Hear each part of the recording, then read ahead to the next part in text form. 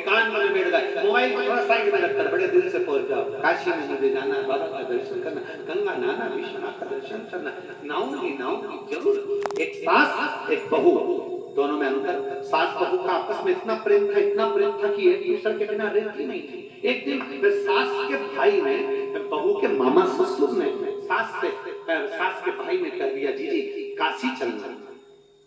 तो जी सास ने बोला, मैं अकेली नहीं जाऊंगी, मेरी बहू को लेकर जाऊंगी। नहीं, अपन सब बुजुर्ग जा रहे हैं, तो ये बहू का क्या काम है, बहू नहीं जाएंगे। सास से मना कर दिया भाई ने। बहू की आंख में जल भर गया, सास भी रोने लगी। तो बहू ने कहा, माँ चिंता मत करो, मामा जी अगर आपको ले जा रहे हैं सब चल। सास चली, बहू को गले लगाया, गले लगाकर सास मामा के साथ में अपने भाई के साथ काशी चल दी। ट्रेन में बैठ गई, ट्रेन में बैठी, बैठते से बड़े प्रेम के साथ जब चली गंगा नहाने, काशी में पहुंचने के बाद मामा और ये बहन दोनों गंगा नहा रहे थे।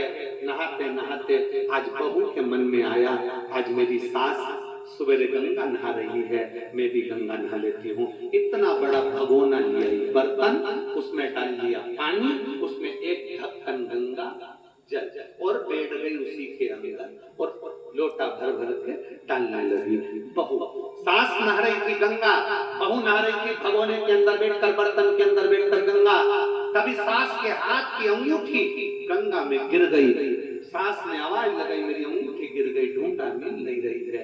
तब बहू गंगा नहाते नहाते बोली, गंगा मैया, हे विश्वनाथ, मेरी सास भी गंगा नहा रही है, मैं भी गंगा नहा रही हूँ। मेरी सास चलकर, कदम से चलकर गंगा तक पहुंची है, मैं मन से गंगा तक पहुंची हूँ। मेरे मन के स्नान को स्वीकार कर लेना गंगा मैया। बहू घर में नहा रही, सास वहां नहा रही, अंगूठी चली गई। सास वापिस आई,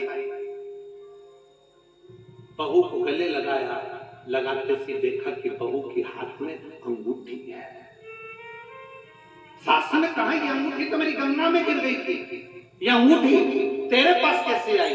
बहू ने कहा, माँ सुबह आप वहां गंगा नहा रहे थे, मैंने यहाँ बर्तन में जल भरकर गंगा नहाया, तो उस बर्तन के अंदर मुझे ये अंगूठी मिली, इसलिए मैंने पहन ली। अर्थात कदम से चलकर गंगा नहाने वाली का भी मन से गंगा स्नान का भी पुण्य मिलता है। मन से भगवान को अगर पुकारा जाए तो भगवान आता जरूर है। उसने मन से गंगा को नहाया तो गंगा मैया ने वो सोने की अंगूठी उसको यहाँ दी। शिव महापुराण की कथा में भीड़ बढ़ाने के लिए कभी मत जाना, और हमारा आपसे निवेदन है, वैसी पंडालों में जगह नहीं रहती, इसलिए भीड़ बढ़ाने मत आइए। शिव महापुराण की कथा में अगर जाना है तो दिल से जाना कि मैं कथा में जा रही हूँ, मेरा बाबा के प्रति विश्वास है और मेरा मन कहता है कि मैं जिस कथा को सुनने के लिए जा रही हूँ, मेरा बाबा मेरा वो काम जरूर करेगा, तो बाबा जरूर करेगा, ये निश्चित है। भीड़ बढ़ाने के लिए मत जाओ कि हम देख के तो आए कथा क्या चल रही है, हम देख के तो आए व्यवस्था क्या है, हम देख के तो आए आखिर भीड़ क्यों हो रही है, हम देखने के लिए मत जाओ। जाना है तो अंतर है। देखने के लिए लोग ताजमहल जाते हैं और दर्शन के लिए वृंदावन जाते हैं। देखने और दर्शन में अंतर होता है। देखने से काम जागता है और दर्शन से काम भागता है, दोनों में अंतर है। देखा ताजमहल तो मन में आया मैं भी अपनी पत्नी के लिए कुछ न कुछ बनाना, काम जाग गया। दर्शन करे वृंदावन के तो मन में आया कि भगवान ने अपनी बंसी के नाद से पूरे ब्रज को अपना बना लिया था, तो मन में आया मैं भी वाणी ऐसी बोलूंगा कि मेरे गांव के लोगों को अपना बनाने का प्रयास करूंगा।